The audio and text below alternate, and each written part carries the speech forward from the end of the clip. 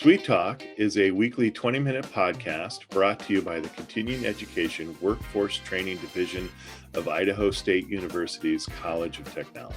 This podcast is part of our continuing outreach efforts, and the format is conversation. We're having conversations with businesses, professionals, entrepreneurs, community agencies, and in all cases, difference makers. You can find us on Apple Podcasts, Spotify, and SoundCloud. So subscribe today. Take 20 minutes and hear from people living in your community who are making a difference in your community. It's time to get started with CEWT Talk. Hello, everyone. This is Jason Batalden, and I am so glad that you have joined us today on CEWT Talk. And Paul, got you on the show today, which I have you on the show most always. So can I just tell you, Paul, I know I tease you when you're not here. Yes. But can I just tell you, I think the show, it works so much better when you're a co-host. So thank you. It seems it's a lot harder to do when you got to do it by yourself. So I think what I might do is schedule a podcast and then accidentally come down with something just so you can just so I have to do it by myself. Well, I do hate it when I miss doing these shows with you. But it's sometimes we just get busy here at CEWT, and it's just not possible. No, I get it. And you got 12 hats. Hey, there's a couple things I want to push out today that we're doing at CEWT. First, the one thing for sure is we have the date locked in for April for the Emergency Medicine Conference. And I know that's a very important conference for our area and for our medical professionals, our emergency medicine professionals. And that will be April 28, 29, and 30 of 2022. Registration will open up sometime in March, March of 2022. So please be sure to reach out to us. If you're not getting any of the regular email updates, those types of things, contact us. We'll be sure to get you on those things. But we're excited about the Emergency Medicine Conference this year. And we can't wait to see and to share all the information about how exciting and wonderful that conference will be. So that's good news. Yes, it was really great last year. I actually was able to sit in on a couple of the presentations, and they're really interesting. I mean, not being in the field, I don't get as much as some of the attendees, but sometimes you sit there and you don't know some of the stuff that goes behind the scenes that they have to deal with. Right. Very cool. Well, Paul, with that being said, we have an exciting guest on the show today. And I kind of am, Paul, you always talk about how you come into podcasts cold, like you do no pre-prep work just so you can have I never do questions, any prep work. So, part of my job here at CEWT is to help market some of the classes that we teach. And I stumbled on this class going through our catalog, and I'm excited to have this individual on the show. And in our little pre-conversation, I can already tell that she has the knowledge and the expertise that I think will be very beneficial. So with all that being said, Natalie Money, welcome to our podcast, CEWT Talk. And with that welcome, we know that the timer has started. Just quick, Natalie is a nutritional therapy practitioner and a certified eating disorder recovery coach, as well as an instructor for classes here at Continuing Education Workforce Training. And the name of her class that's coming up here this month is Healthy at Every Size. So Natalie, welcome to the show, and introduce yourself to us and to our listeners. Hi, Jason. Hi, Paul. Thank you so much for having me. I'm excited to be here. Like you said, I am a nutritional therapy practitioner with a strong emphasis on eating disorder recovery, or helping my clients not get to that point, to try to stay away from developing an eating disorder in the society that we live in, with such a nutritional emphasis. Right on. So this is a pretty specific field of practice. How did you move into this, and how did you get into this area? Was it intentional? Was it by accident? Was there an interest in understanding nutrition and its effects on the body? I'm kind of curious how you kind of develop this part? See, yeah, yes, absolutely. I've been interested in nutrition since I was very young. And it just kind of, then I ended up starting a family and focused on them for years. And then when they left home, then I decided to focus on myself and my own passions. And when I got into nutrition, and I really loved it, I love the field, but it's incredibly nuanced, and I don't think people really understand that. And there's so many instances where people develop eating disorders just from the information that they've been given in the society that we live in, including myself. I had experience with eating disorders in my past for many, many years. And so it was really important to me to be able to take that experience and try to help other people. When you talk about the nuanced side, can you flesh that out a little bit for me on the part of the naivety that I have? Nuanced, you talked about nutrition being very nuanced. Is that because it's specific? People are so individual, their specific nutritional needs are so unique? Exactly. And what works for one person does not necessarily work for somebody else. Yeah. So it's important to find your own, we're all bio-individual people, and we have our own nutritional needs. And it's important for us to be able to figure out what our own needs are. You know, it's funny you should say that, Natalie, because I don't know. I think we're similar in age, and I think we all grew up, with that pyramid. Oh, yes. Yeah. And then, over time, as we've, the decades have passed, we've learned that this pyramid was a lie. It was such a lie. Yes. Because you have the, if I remember, meat and grains and stuff were at the bottom, it's supposed to be the largest band, and we find out that that is not true. That was actually whole grains, but that was never differentiated for us growing up. And as we got older, and then you find out that it was the agricultural department who was trying to sell more food, that how this pyramid presented itself. And I think it kind of, and still nowadays, I think everyone tries to find their own path on nutrition. And to me, I don't see a clear path, because there's so many of these diets out there. And again, they're diets, and they're not, I don't think that what people should be taking as nutrition, they're just basically a set plan of what you should and what you shouldn't eat. And I don't think that's really what you're talking about, is it? Oh, no, absolutely not. Yeah, it's trying to push away the rhetoric and all the diet talk and figure out what is best. And nutrition is one of those sciences that is just ever evolving. And what we once thought, I mean, like you said, we grew up about in the same era, and it was the fat-free, everything fat was villainized. It was the worst thing that you could possibly consume. And it turns out actually to be very opposite of that. And so but the science at the time was showing different, and then it changes. Yeah. So that process of figuring that out, how do you help people do that? I guess, how does that, and please forgive for the ignorance of my question, but that almost sounds like, is that a trial and error? Oh, absolutely. Is that how that works? Yep. Yeah. It is. And it's just, it's very intuitive.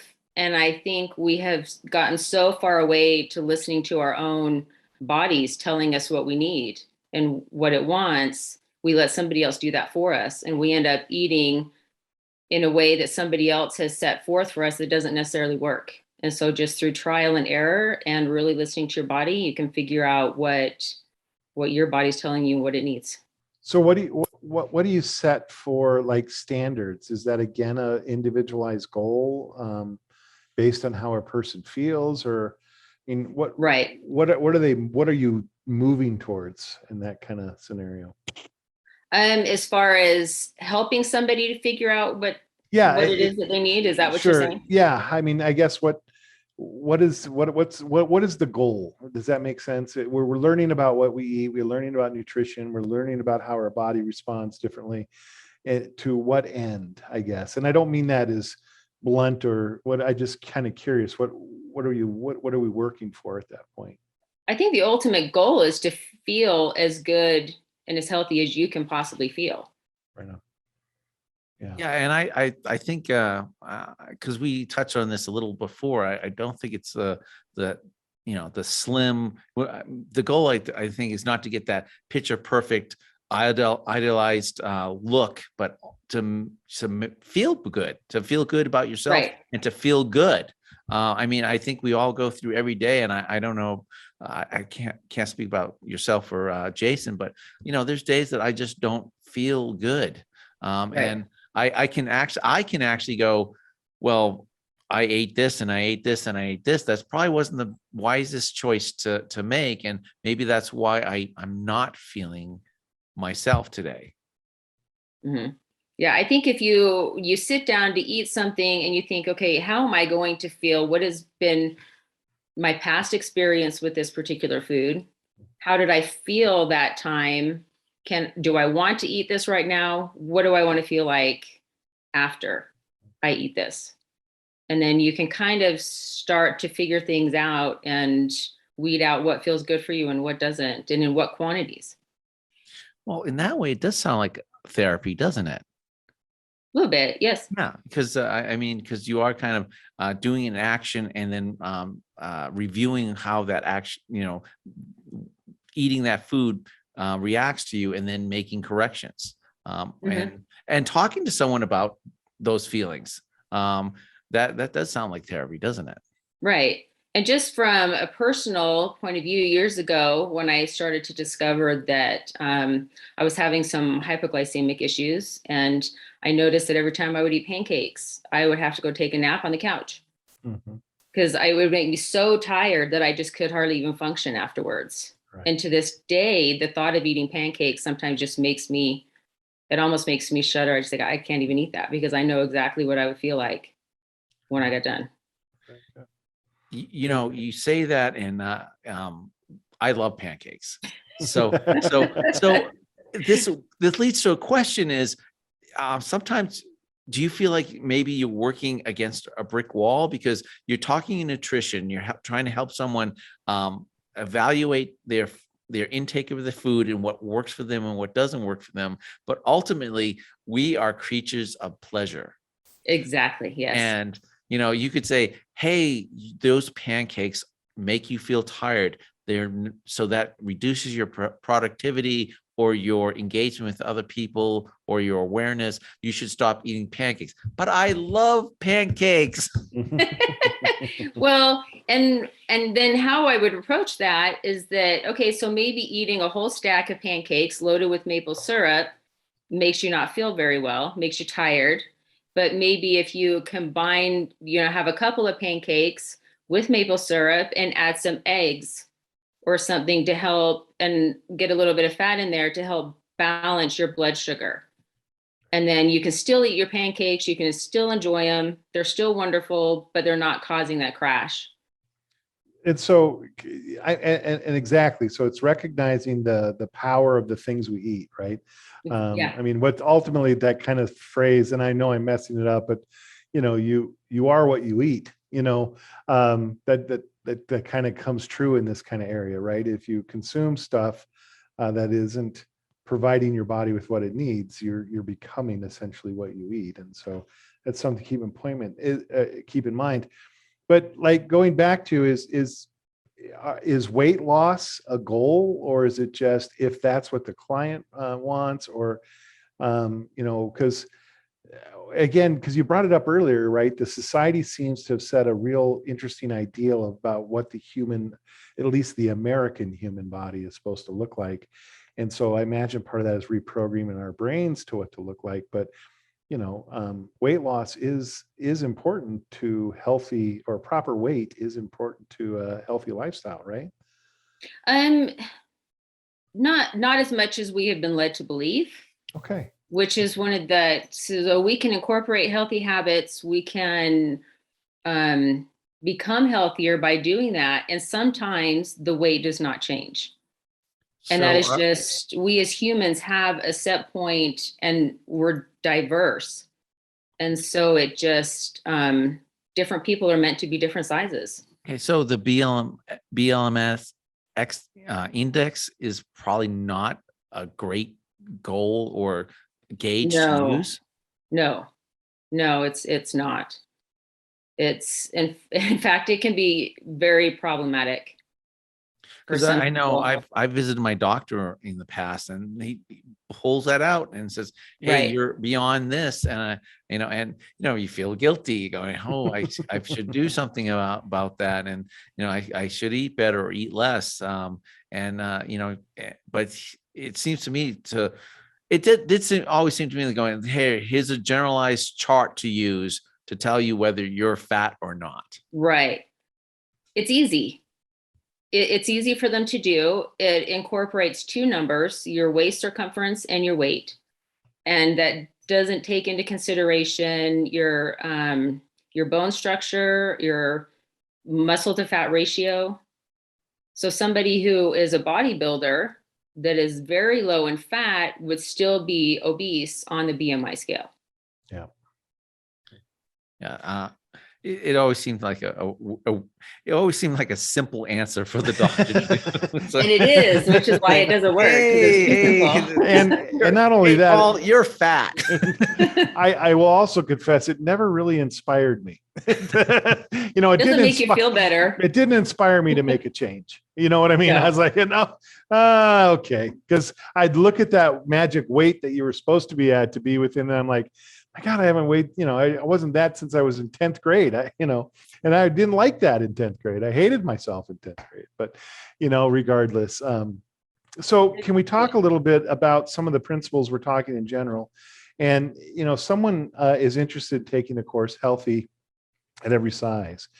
What can they expect, or what is that course designed to do for the people who are taking it?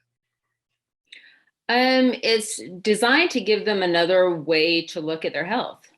Really, we'll definitely talk about the macronutrients and how to balance those to best support your individual body, what works for you. And it's a holistic approach. So we'll talk about sleep and how to get optimum sleep so that you're as healthy as you can be, and stress management. Stress management is really huge in trying to become healthy. Also, the stress also, doesn't that affect your body's, because I think what we talked about, your body's basically telling you what you should eat, which is basically cravings. Right.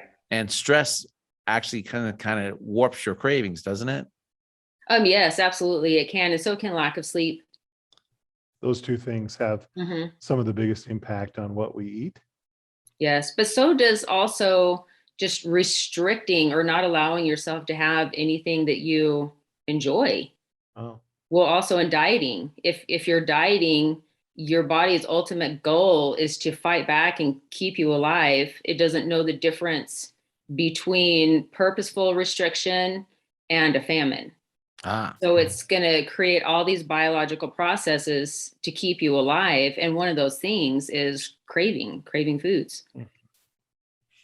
So you kind of also that, again, along the same theme here, part of your title is also a certified eating disorder recovery coach.